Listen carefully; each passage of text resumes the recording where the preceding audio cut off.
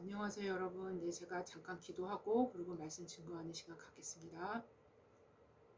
하나님 아버지 감사합니다. 오늘도 우리에게 주의를 허락해 주셔서 하나님 이렇게 주님께 하나님 아버지께 예배할 수 있도록 주님 이 시간을 허락하여 주시며 감사드립니다.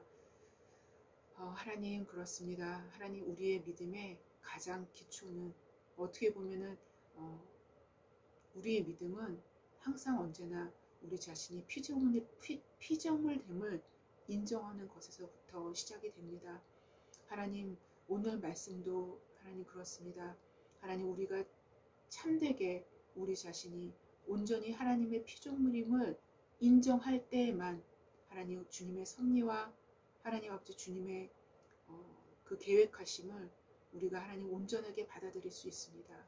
하나님 우리 안에서 하나님 아버지 하나님을 조금이나마 대적하는 것이 있는가 살펴볼 수 있는 시간이 되게 하시고 하나님 우리가 온전히 하나님의 주권하에 그리고 하나님의 섭리하에 아버지 온전히 흡수되어 우리가 참으로 피조물됨을 더 깊이 인식할 수 있는 그러한 시간이 될 수 있도록 주님이 역사하여 주시옵소서. 하나님 그렇게 될 때 하나님 우리 믿음이 바르게 걸어갈 수 있을 줄 압니다. 하나님 그러한 시간이 되고 그러한 마음가짐으로 우리가 말씀을 드릴 수 있는 시간이 될 수 있도록 주님이 역사하여 주시기를 원합니다. 감사하며 예수님의 이름으로 기도했습니다. 아멘. 여러분 오늘도 성경적 믿음의 사례 23번째 시간을 갖고자 합니다. 네, 오늘은 특별히 이제 하나님의 섭리에 대해서 말씀을 드릴 건데요. 네, 지금 제가 방금 전에 기도를 했었던 것처럼 우리 자신이 온전히 하나님의 피조물됨을 인정할 때 정말로 깊이 있게 인정할 때 하나님의 섭리가 온전히 다 믿어지지 않는다 할지라도 그 섭리 가운데 우리가 흡수되어서 하나님께 사용될 수 있는 사용받을 수 있는 그러한 우리 모두가 될 것이라 믿습니다. 네, 그래서 그러한 마음가짐으로 제가 말씀을 증거하는 시간을 갖겠습니다. 네, 히브리서 11장 33절입니다. 네, 그리고 오늘은 특별히 이제 히브리서 11장 33절의 내용을 먼저 기록한 이제 다니엘의 이야기를 제가 또 본문으로 하나를 더 삼았어요. 그래서 다니엘서 6장 21절부터 23절까지도 함께 본문으로 삼았습니다. 그래서 히브리서 11장 33절과 다니엘서 6장 21절에서 23절까지를 제가 한번 봉독해 보겠습니다. 히브리서 11장 33절 그들은 믿음으로 나라들을 이기기도 하며 의를 행하기도 하며 약속을 받기도 하며 그리고 사자들의 입을 막기도 하며 네. 그래서 오늘 마지막 부분에 사자들의 입을 막기도 하며 라는 본문을 갖고 말씀을 증거할 텐데요. 여기에 이어서 다니엘서 6장 21절부터 23절까지 읽겠습니다. 다니엘이 왕에게 아뢰되 왕이여 원하건대 왕은 만수무강하옵소서. 나의 하나님이 이미 그의 천사를 보내어 사자들의 입을 봉하셨으므로 사자들이 나를 상의하지 못하였사오니 이는 나의 무죄함이 그 앞에 명백함이 오며 또 왕이여 나는 왕에게도 해를 끼치지 아니하였나이다 하니라. 왕이 심히 기뻐서 명하여 다니엘을 굴에서 올리라 하매 그들이 다니엘을 굴에서 올린즉 그의 몸이 조금도 상하지 아니하였으니 이는 그가 자기의 하나님을 믿었더라. 네. 이러한 본문으로 말씀을 증거하겠습니다. 네, 베이커 성경 주석을 보면 이런 글이 있어요. 네, 이 글을 소개하면서 설교를 시작하겠습니다. 우리가 세상에 태어나 살기 시작한 날로부터 무덤을 향해 나아갈 동안 심장은 그 고동을 멈추는 일이 전혀 없습니다. 우리의 사지가 나른해져도 심장은 그렇지 않습니다. 우리가 잠을 자도 심장은 결코 잠을 자지 않습니다. 네, 심장에 잠을 자면 큰일 나겠죠. 네. 원기를 회복하기 위한 휴식 기간을 필요로 하지 않기 때문에 심장은 밤낮으로 모든 맥에서 고동치며 우리의 골격 가장 고귀한 기관들만이 아니라 가장 보잘것없는 기관들까지도 끊임없이 영양분을 보내느라 일정하고 한결같이 그리고 지친 기색이 없는 박자로 동맥을 따라 피를 보내고 있는 것입니다. 그것은 우리 자신의 의지적 행사와 전혀 관계가 없고, 우리 의지와는 전혀 관계가 없죠. 관계가 없고, 우리 자신의 존재 의식이 꿈 없는 수면 속에서 사라져 없어질 때도 이루어지는 것입니다. 식물인간이 된다 할지라도 우리의 심장은 계속적으로 활동을 하죠. 고동을 칩니다. 하나님의 섭리 역사는 마치 약동하는 심장과도 같다는 것입니다. 하나님의 섭리의 역사는 그의 모든 피조물들을 가장 강력하게 보존하고 다스리십니다.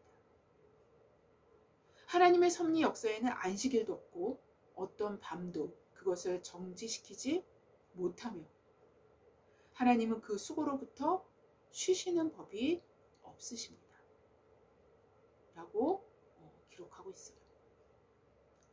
인간의 생명을 가장 강력하게 붙들고 있는 것이 사실상 눈에 보이지 않는 약동하는 심장과 같이, 심장인 것과 같이 역사의 모든 것을 가장 심도 있게 붙들고 있는 것은 곧 하나님의 섭리라는 것입니다.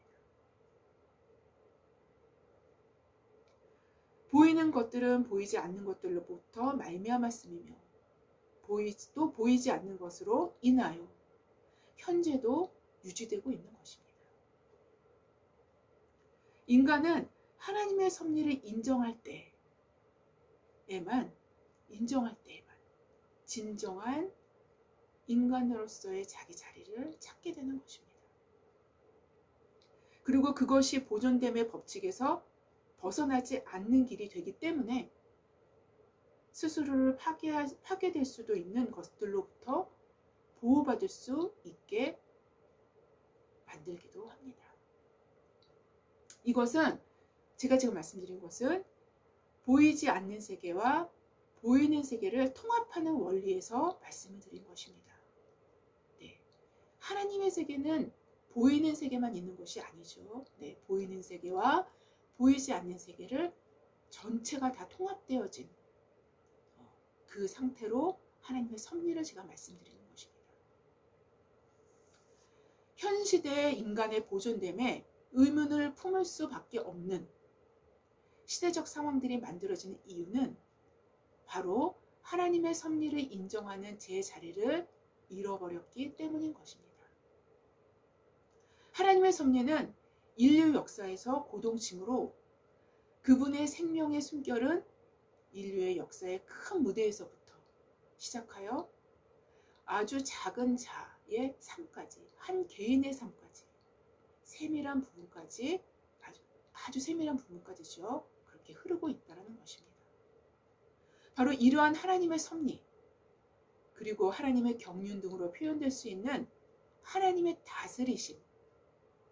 다스리심을 성경은 하나님의 영광이 온 땅에 가득하다라고 표현하고 있는 것입니다. 이것이 바로 하나님의 영광의 또 한 부분이죠. 하나님의 영광은 피조된 인간이 인정하든 인정하지 않든 현 시대에도 역시 온 땅에 가득합니다. 오늘은 여러분이 아주 좋아하시는 성경의 인물이면서 하나님의 은총을 크게 받은 다니엘의 이야기를 통해서 역사의 흐름을 주관하시는 하나님의 섭리에 대해서, 하나님의 섭리가 어떻게 한 개인의 인생과 인류 역사와 이렇게 긴밀하게 연결이 되어 있는지, 연결이 되어서 이루어지는가를 확인할 수 있는 그러한 시간이 아마 될 것이라 믿습니다. 오늘도 역시 본문은 히브리서 11장 33절인데요. 그 마지막 부분이죠. 그렇죠? 그 중에서 가장 마지막 내용인 사자들의 입을 막기도 하며 라고 기록된 말씀을 통해서 성경적인 믿음의 또 하나의 사례를 알아보는 시간을 갖고자 합니다. 그래서 히브리서 기자가 기록한 내용이 출처가 되는 다니엘서 6장 21절, 23절까지, 21절부터 23절까지 역시 오늘 본문으로 삼은 것입니다. 네, 다니엘과 그의 세 친구, 사드락과 메삭과 아벳느고죠. 그렇죠? 네, 사드락과 메삭과 아벳느고는 어린 나이에 바벨론 포로로 끌려가게 됩니다. 네, 학자들의 보편적인 견해는 1차 포로기 때 이들이 끌려갔었는데요. 네, 1차 포로기 때 포로로 잡혀갔던 인물들은 보통 이제 그 유다의 그 상류층 계층에 있는 사람들이 1차 포로기 때 끌려갔다고들 말씀을 학자들은 얘기하곤 합니다. 네. 그래서 그 바벨론 입장에서 가장 쓸모가 있는 사람들, 그리고 신분과 지위 면에서도 상당한 지위가 있었던 사람들이 주로 이제 포로로 잡혀갔던 포로기가 1차 포로기입니다. 네. 이때 바로 다니엘과 이 세 친구는 잡혀갔습니다. 네, 바로 이때죠.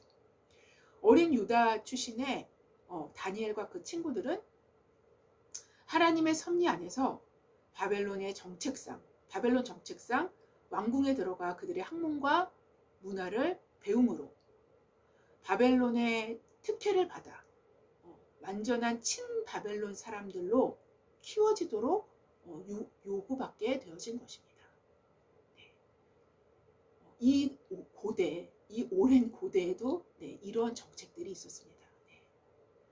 물론 왕궁 안에서 유다 땅에서 경험해보지 못한 피지배국 백성으로서의 그런 수모와 멸시를 분명히 당했었을 거예요. 네. 쉽지 않았을 것입니다. 네. 여하튼 말하자면 유다의 완전한 지배를 위해서 바벨론이 유다를 완전히 지배하기 위해서 자기 사람으로 사람들을 키워내는 정책이라고 말씀드릴 수 있죠. 네. 그래서 바로 이런 정책상 이 세 친구와 다니엘은 왕궁에서 이제 그들의 학문과 문화를 배우게 되죠. 네. 이렇게 바벨론의 느부갓네살 왕의 수하에서 키워지게 될 즈음에 느부갓네살은 의미심장한 꿈을 꾸게 됩니다. 그 꿈으로 인하여 느부갓네살이 잠을 이루지 못하고 번민한 것을 보면 꿈이 너무나 명백하고 정확해서 꿈에 압도된 상태임을 우리는 어느 정도 예측을 할 수 있어요.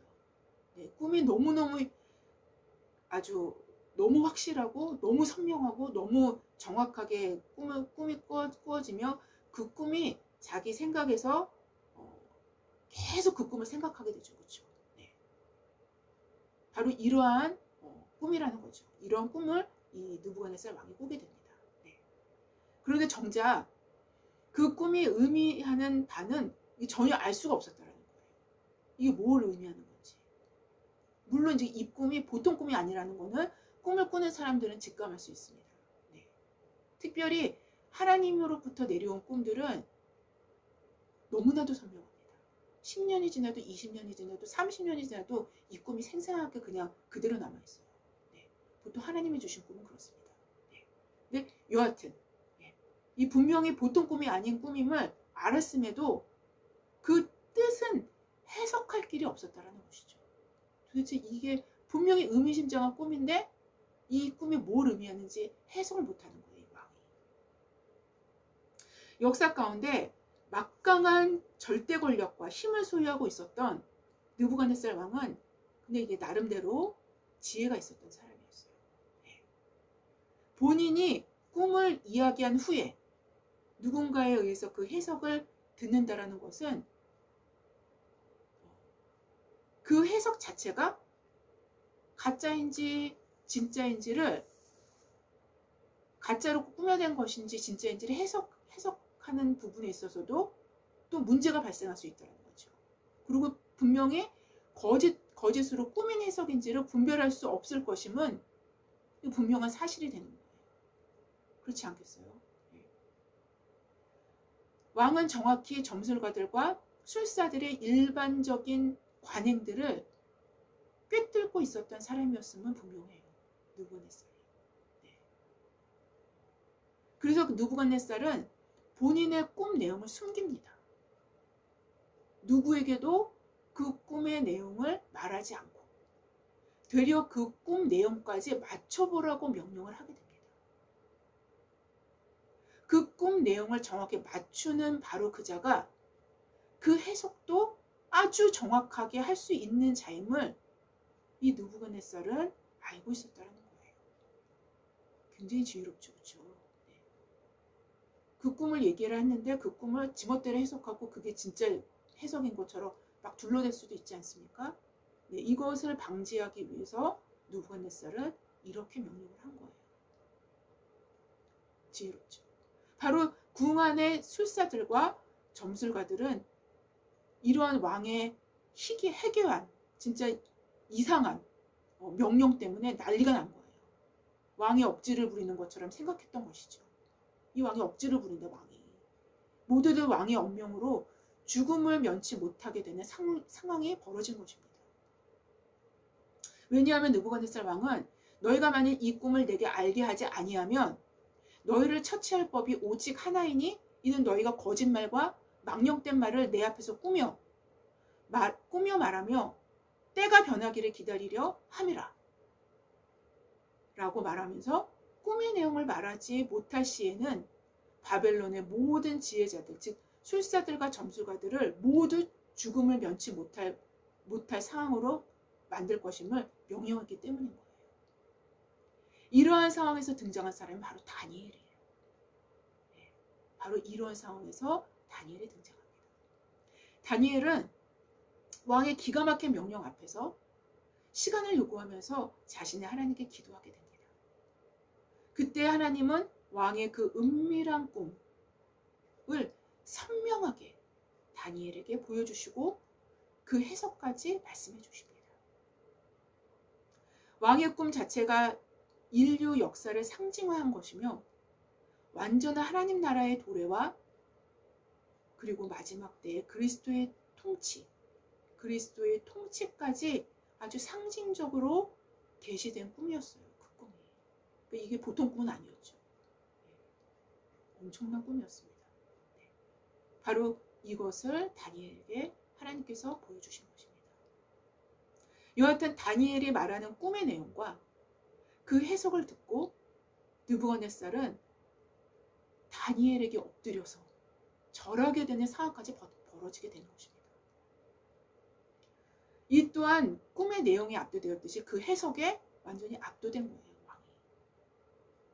바로 이러한 특이한 상황에서 왕 앞에 등장하게 된 다니엘은 왕의 명령으로 바벨론 온 지방을 다스리게 되고 또 바벨론의 모든 지혜자들의 어른으로 삼게 됩니다. 네, 느부갓네살 왕이요.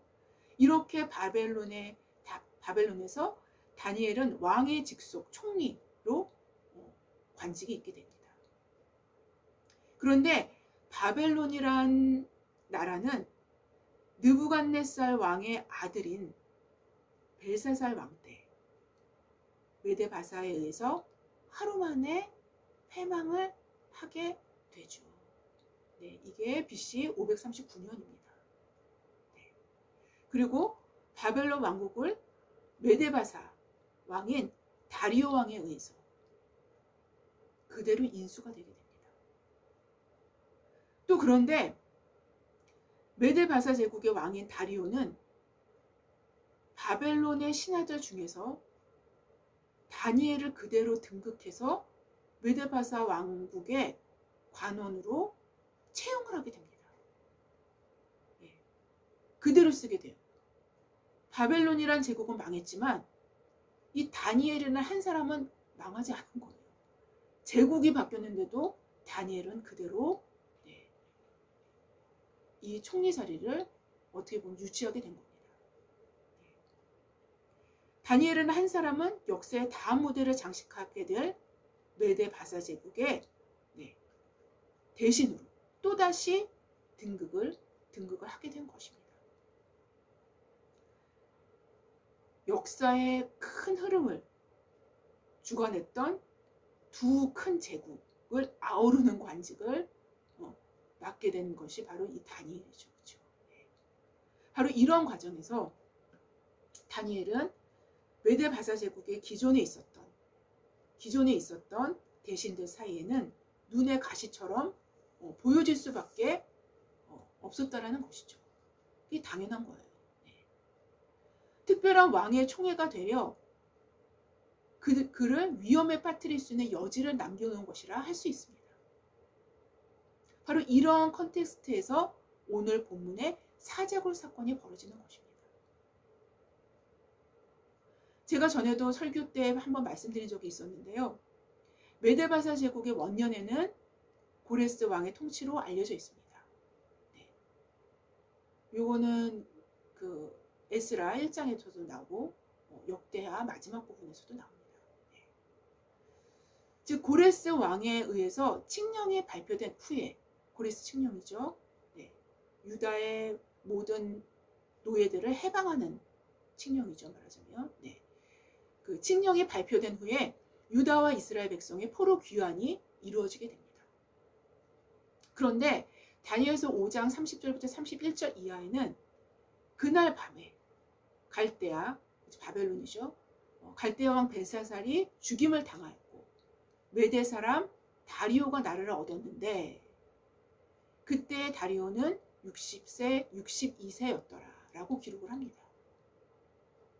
즉 메데 바사 제국의 원년에 치리했던 왕을 다리오로 기록을 하고 있습니다. 네. 이렇게 왕명이 맞지 않게 보여지는 이유는 왜일까요?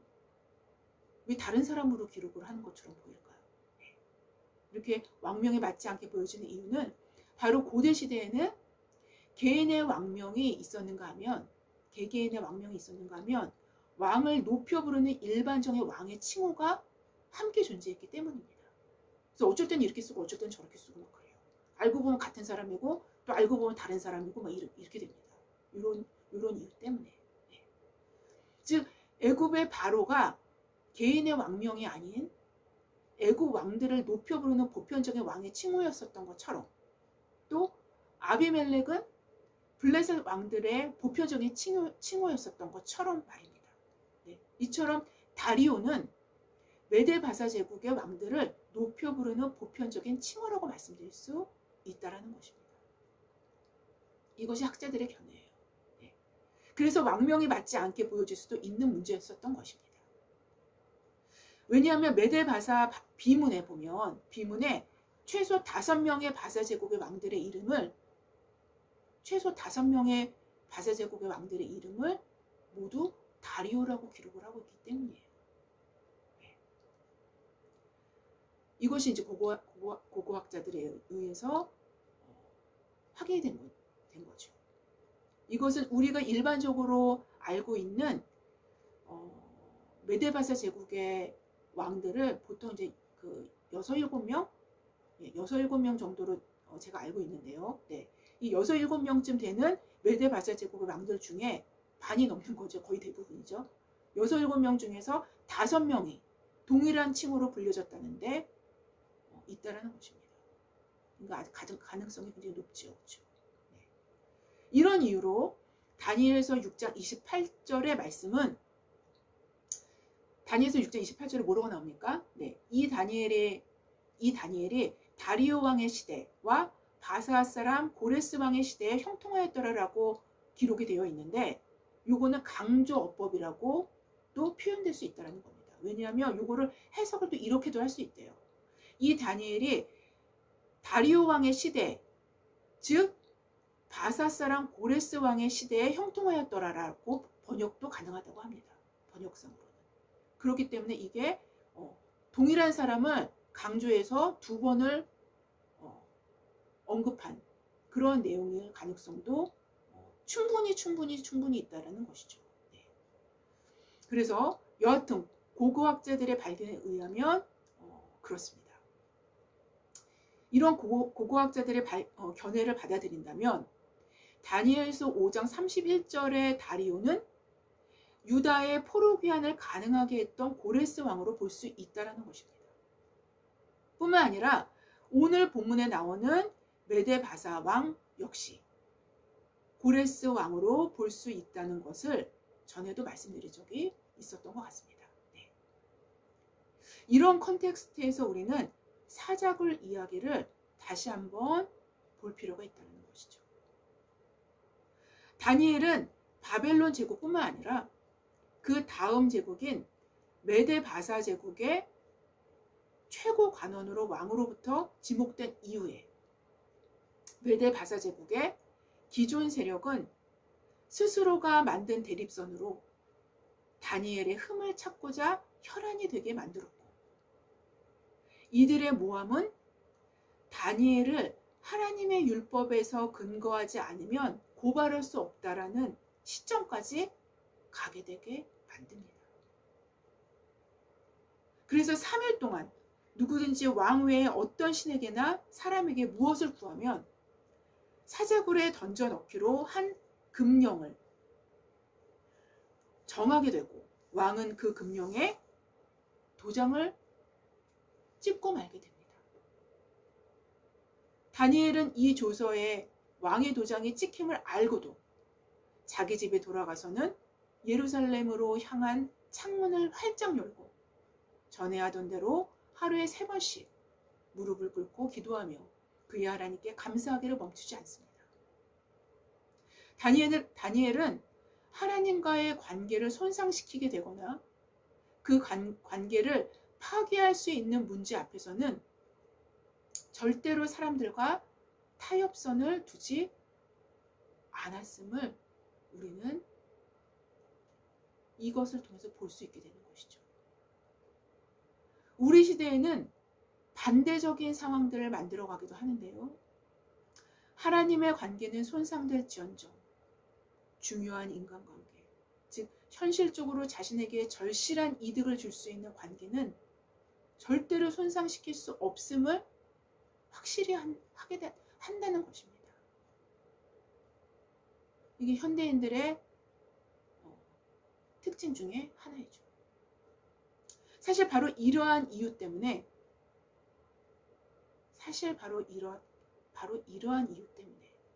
하나님은 한 개인을 통해서 역사를 섭리해 가시는 다니엘과 같은 일꾼을 찾아보기 어렵게 되신 것입니다.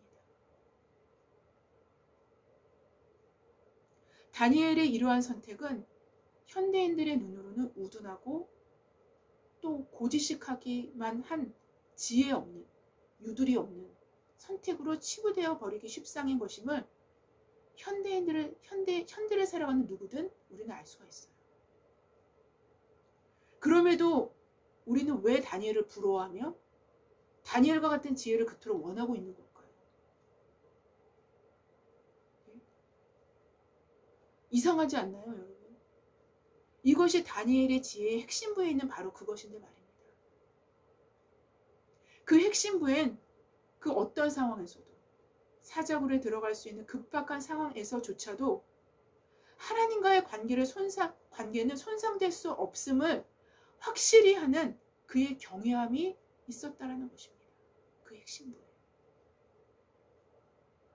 우리는 일정 부분 다니엘의 지혜에 대한 공상이 있습니다. 우리가 다니엘의 지혜를 실제로 부여받기 위해서는 그 공상에서 일단은 빠져나와야 됩니다.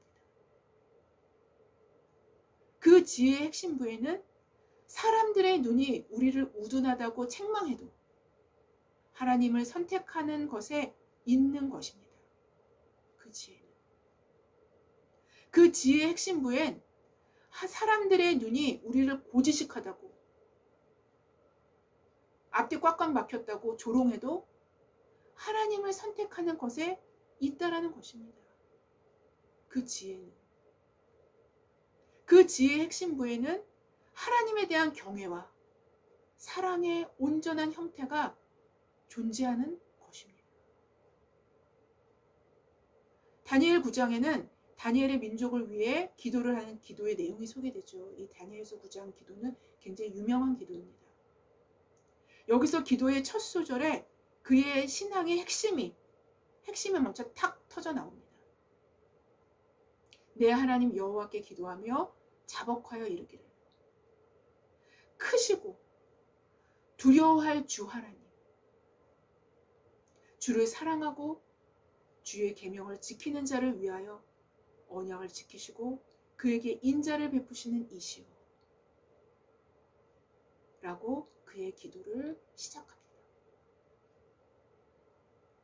하나님을 향한 그의 경외함과 사랑은 그를 죽음에 이르게 하는 금령 앞에서도 창문을 열고 하루에 3번 기도하게 만들었고, 더 나아가 그 경외함과 사랑의 행위는 그로 사자굴에 들어가게 만든 것입니다. 우리의 참된 믿음은 사자굴의 위협을 피해 숨는 것이 아닙니다. 그리고 사자굴로 들어갈 수 있는 많은 여건들을 애초부터 제거하는 안전지대를 확보하는 것도 아닙니다. 그리고 그것을 유지하는 것도 아닙니다. 또한 이러한 안전함이 하나님의 보호하심이었다라고 스스로 믿는 믿음도 아닌 것입니다. 오히려 참된 믿음은 사자굴에 들어갈 수밖에 없는 상황을 선택합니다. 믿음이 있기에 어쩌면 사자굴이 존재하는 것입니다.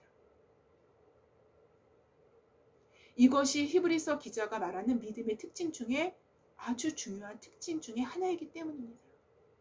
그래서 지금 이 본문에 이 맥락에 기록이 되고 있는 거예요.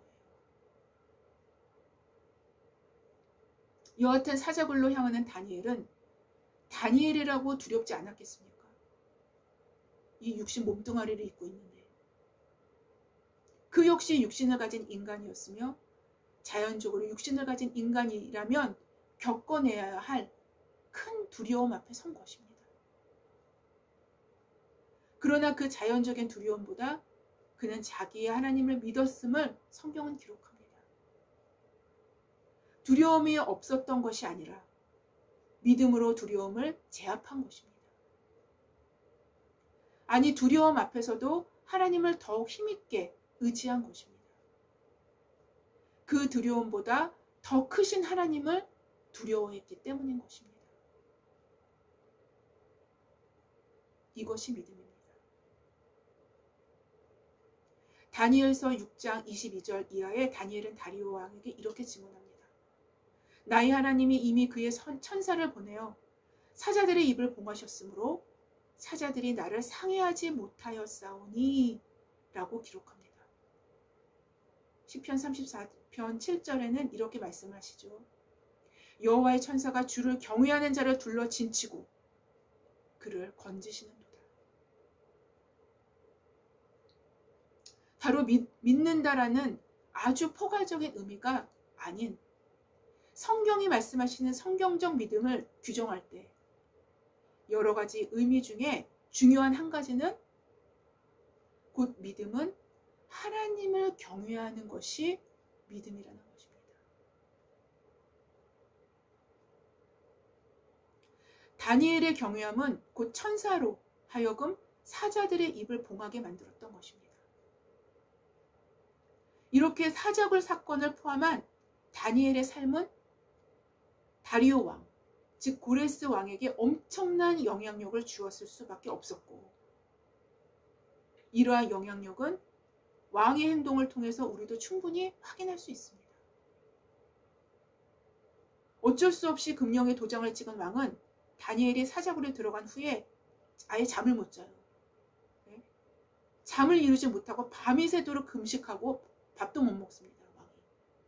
금식하고 그 앞에 오락을 그치고 잠자기를 마다하다가 밤을 꼴딱 새게 됩니다.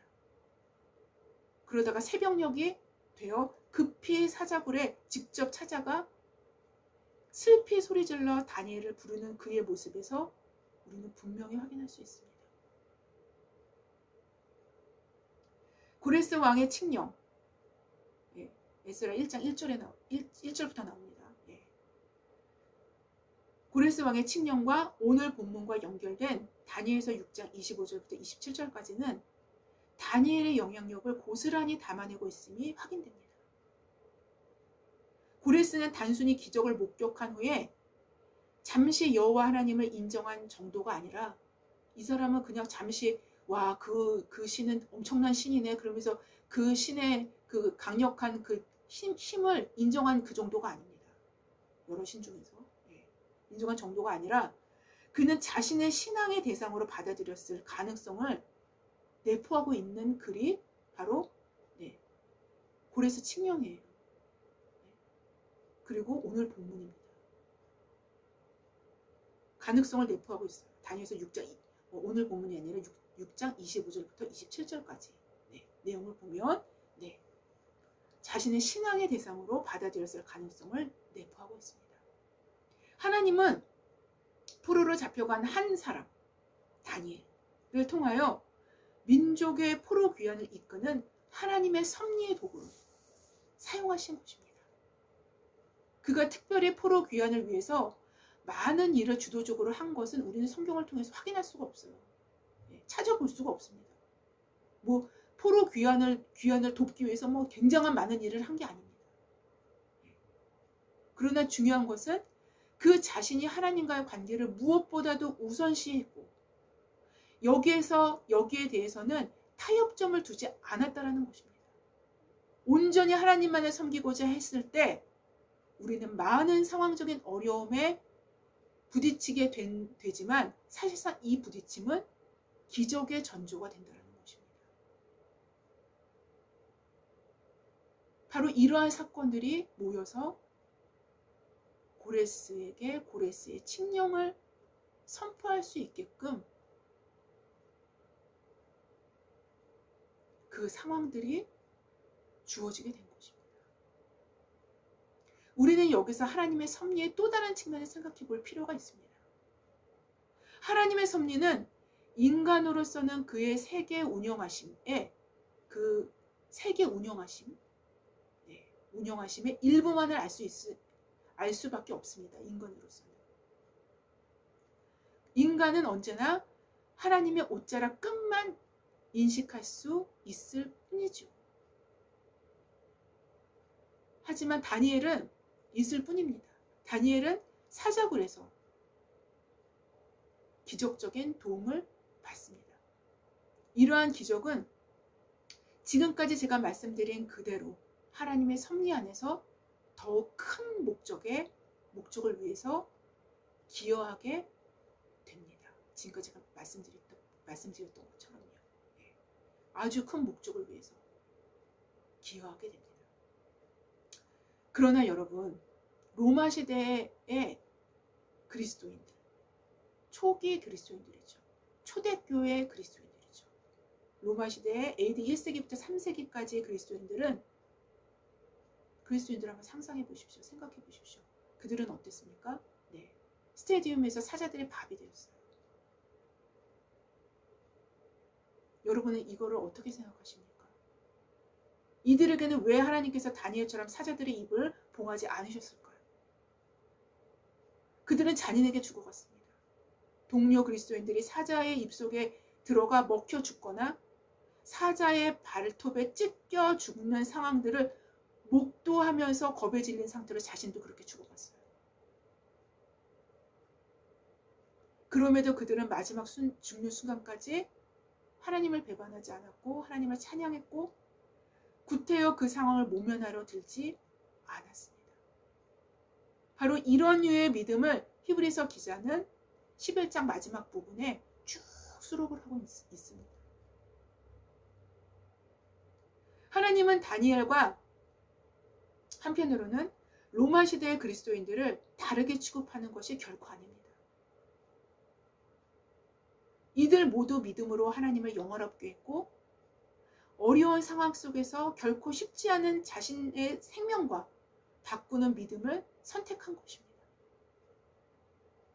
먼저 다니엘은 그의 믿음으로 민족의 포로 귀환과 성전 재건을 가능하도록 쓰임을 받았던 것입니다. 하나님이 일하실 수 있도록 자신을 내어드린 것입니다. 여러분, 이렇게 한 사람으로도요, 하나님 역사를 바꿔나가죠. 하나님은 능치 못할 일이 없으신 분이십니다. 이와 같이 로마의 그리스도인들 역시 그들의 생명을 내어준 믿음으로 로마라는 거대한 제국이 그리스도 앞에 전복되게 만든 것입니다. 바로 그들도 역시 하나님이 일하실 수 있도록 자신을 내어드린 것입니다. 여기서 하나님이 잔인하다는 누명을 쓰실 수 없는 이유는 하나님의 시간은 영원이지 피조된 시간의 영역에 구애받지 않으시기 때문이에요. 즉 하나님께서는 자신을 위해 충성을 다한 자들에게 영원하고 충분한 보상을 이미 약속하셨기 때문이에요. 이미 약속하셨기 때문이에요. 이것이 신약 성경에 질비하게 약속이 퍼져 있습니다. 약속이 기록되어 이게 다 약속이에요. 뿐만 아니라 언제나 하나님을 표면적으로 어림잡아 인식할 때는 우리는 하나님에 대해서 왜곡된 시각을 갖게 됩니다. 그러나 하나님과 고난의 한복판을 함께 걸어갈 때 그곳에서 함께 고난받으시는 하나님을 친히 목도할 수 있게 되는 거예요. 그때서야. 바로 이것이 이러한 누명을 쓰실 수 없는 또 하나의 이유가 된다는 것이죠. 결국 하나님의 섭리는 하나님의 선하신 성품에 근거하며 그 성품이 풀어지는 장소가 바로 역사의 장인 것입니다. 단지 우리는 섭리를 불신하여 성급하게 결론을 내리는 우를 범하지 말아야 할 것입니다. 바로 하나님의 이 선하신 성품의 가장 최고로 나타났던 것이 무엇일까요? 바로 예수 그리스도의 십자가 사건입니다.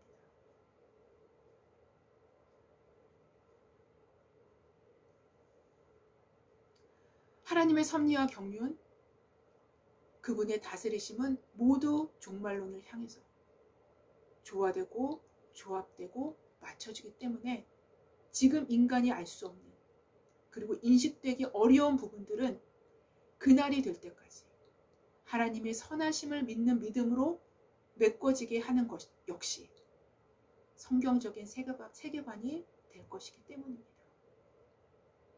하나님을 믿는 우리의 믿음은 성경적 세계관의 시작이요 또 완성이 될 것입니다.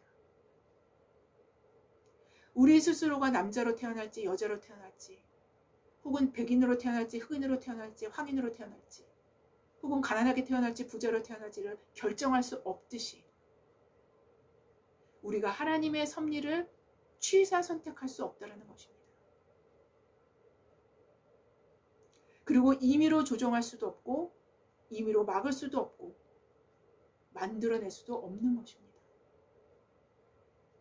임의로 조정할 수 없어요, 여러분. 하나님의 섭리를 조정하고자 하는 것은 맥박의 박동을 스스로 컨트롤하고 조정하려 드는 것과 같습니다. 그러나 그런 일을 할 수도 없고 해서도 안 되며 스스로 죽음에 몰아넣는 결과를 가져올 뿐이라는 것이죠. 하나님의 섭리는 현대인의 눈에 감춰져 있지만 박동을 인식할 수 없지만 생명의 가장 중요한 역할을 하는 것처럼 이 박동이 지금도 오늘날도 하나님의 섭리는 인류 역사를 이끄는 가장 중요한 생명의 박동임을 알아야 할 것입니다.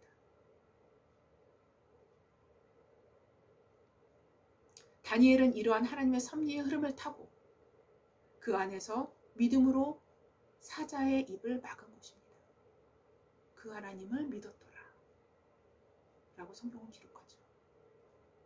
로마 시대의 그리스도인들 역시 하나님의 섭리의 흐름을 타고 그 안에서 믿음으로 사자에게 찢겨 순교하는 것입니다. 여러분, 믿음은 이렇게 상반된 결과를 낳을 수도 있지만 하나님의 섭리의 흐름을 타면서 하나님의 영광에 참여하게 우리를 이끕니다. 또한 이러한 시각이 정확히 성경적인 믿음의 시각인 것입니다. 아무쪼록 우리의 편에 맞는 시각, 우리의 편에 맞는 그런 시각에 부합되는 믿음만 믿음으로 보는 것이 아니라 성경적인 믿음의 토대 위에 내 자신으로부터, 내 자신에게로부터 걸러진 믿음을 소유할 수 있는 우리 모두가 되시기를 주님의 이름으로 기도합니다. 네, 제가 잠깐 기도하고 마치겠습니다. 하나님 아버지 감사합니다. 오늘은 하나님의 섭리에 대해서 우리가 다니엘의 이야기를 통해서 확인해 봤습니다. 하나님을 경외하는 자, 하나님을 경외하는 믿음을 갖는 그 지혜를 갖고 있는 자를 하나님이 어떻게 하나님의 섭리 가운데서 한 개인이 한 민족을 살리고 놀라운 하나님의 역사를 이루어 나가는 도구로 하나님이 사용하시는지 하나님 성경은 증거합니다. 아버지, 우리 이 대한민국에 이러한 자들이 우후죽순 일어나게 하옵소서. 아버지 일어나게 하옵소서. 아버지 일어나게 하옵소서. 하나님 곳곳에서 일어나게 하옵소서. 그래서 하나님 역사 가운데